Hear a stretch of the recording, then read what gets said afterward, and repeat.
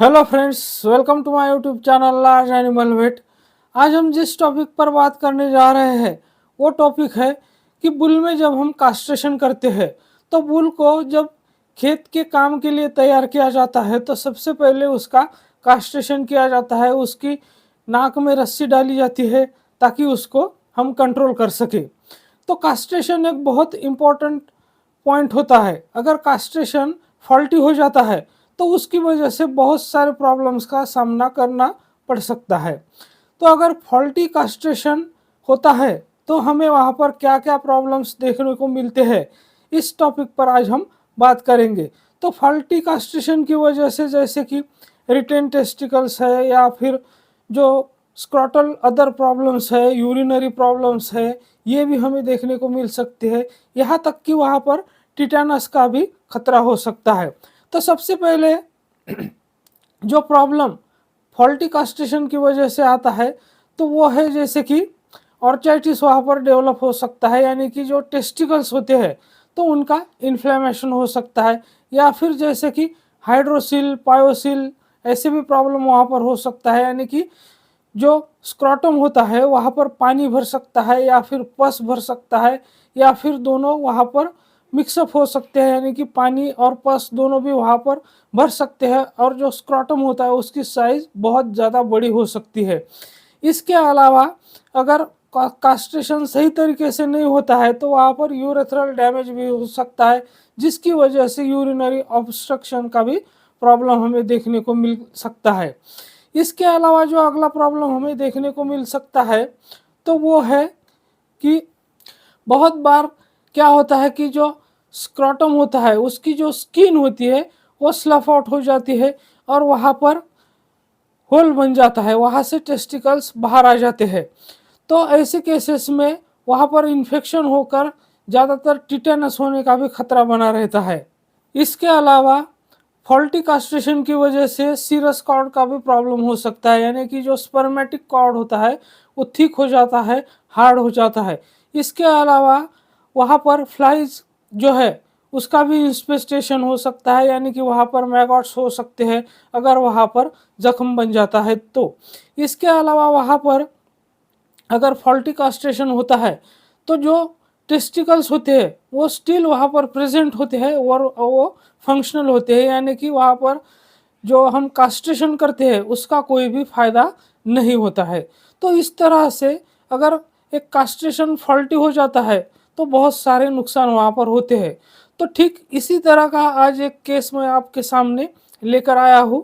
तो चलिए हम एक्चुअल केस को देखते हैं। लेकिन उससे पहले अगर आप मेरे चैनल से नए जुड़े हैं या अभी तक आपने मेरा चैनल सब्सक्राइब नहीं किया है तो प्लीज़ मेरे चैनल को लाइक शेयर और सब्सक्राइब करें।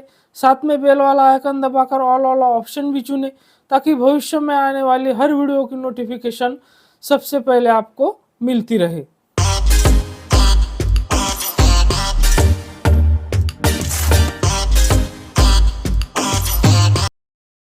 तो जैसे कि आप इस इमेज में देख सकते हैं, ये जो इमेज है ये ट्रीटमेंट के पहले की है। इस बैल का फॉल्टी कास्ट्रेशन हुआ था जिसकी वजह से आप यहाँ पर देख सकते हैं कि इसका जो स्क्रॉटम है वो बहुत ज़्यादा उस पर स्वेलिंग है। तो इसका क्या ट्रीटमेंट किया ये एक्चुअल केस अब हम इस वीडियो में देखेंगे। तो इस वीडियो में आप ये जो बैल देख रहे हैं इसको सबसे पहले हमने अच्छी तरह से सिक्योर कर लिया है, कास्टिंग इसकी कर ली है।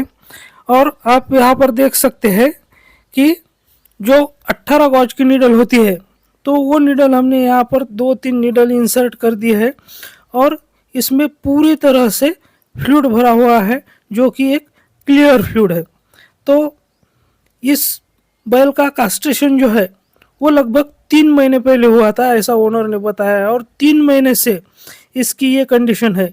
ये बैल ना तो अच्छी तरह से ठीक तरह से चल पा रहा था और ना ही कोई काम कर पा रहा था। उसको चलना फिरना भी मुश्किल हो रहा था क्योंकि उसके स्क्रॉटम की जो साइज़ है वो बहुत बड़ी लार्ज हो चुकी थी, यानी कि बहुत बड़ी हो चुकी थी और उसके अंदर पूरी तरह से पानी भर चुका था। तो यहाँ से हमने लगभग 1 लीटर के आसपास पानी निकाला है जो आप इस वीडियो में देख सकते हैं। तो यहाँ पर आप 18 गॉज की नीडल की जगह 16 गॉज का नीडल का भी उपयोग कर सकते हैं। और इस बेल की ट्रीटमेंट जो है वो पहले 2-4 डॉक्टर कर चुके थे, लेकिन इसमें कोई भी इम्प्रूवमेंट नहीं था, क्योंकि इसमें पूरी तरह से पानी भर चुका था और ये सब हुआ था फॉल्टी कास्ट्रेशन की वजह से। तो अगर हम कास्ट्रेशन सही तरीके से नहीं करते हैं तो बहुत सारी प्रॉब्लम्स हो सकती है, जैसे कि मैंने पहले ही आपको बताया है। यहाँ पर पस भी भर सकता है, या जो टेस्टिकल्स है वो भी बाहर आ सकते हैं, जो स्क्रॉटम की स्किन है वो स्लफ ऑफ हो सकती है, और ऐसी कंडीशन में वहाँ पर टिटेनस का भी खतरा बना रहता है। तो कास्ट्रेशन कभी भी जो रजिस्टर्ड प्रैक्टिशनर्स होते हैं या जो एक्सपर्ट होते हैं तो उनसे ही करवा लेना है, वरना इस तरह की प्रॉब्लम्स का सामना हमें करना पड़ सकता है। तो इस बेल की ट्रीटमेंट के बाद का भी वीडियो मैं आपको दिखाऊंगा कि ट्रीटमेंट के बाद स्क्रॉटम की जो साइज है वो पूरी तरह से नॉर्मल आ चुकी है, और इसके बाद हमने उसको जो ट्रीटमेंट दिया है उस ट्रीटमेंट के बारे में भी मैं आपको बताऊंगा कि ये जो फ्लूइड हमने इसमें से निकाला है इसके बाद हमने उसको क्या ट्रीटमेंट दिया है और कितने दिन ट्रीटमेंट दिया है।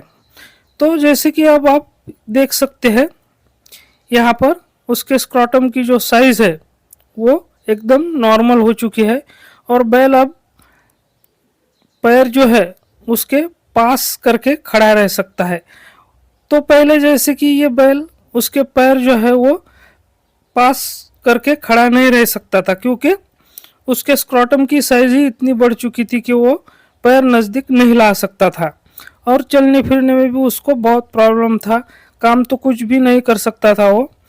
तो इस तरह से अब इसके बाद हमने जो उसको ट्रीटमेंट दिया है तो एंटीहिस्टामिनिक जो है वो 10 ml इंट्रामस्कुलर इसको हमने लगाया है। डाइक्रिस्टिसिन इंजेक्शन जो है वो 5 ग्राम में इसको 5 दिन तक हम कंटिन्यू करने वाले हैं इसको, और इसके बाद जो फ्लुनिक्सिन मैक्लुमाइन है वो भी 5 दिन तक इसको इंट्रामस्कुलर कंटिन्यू करेंगे।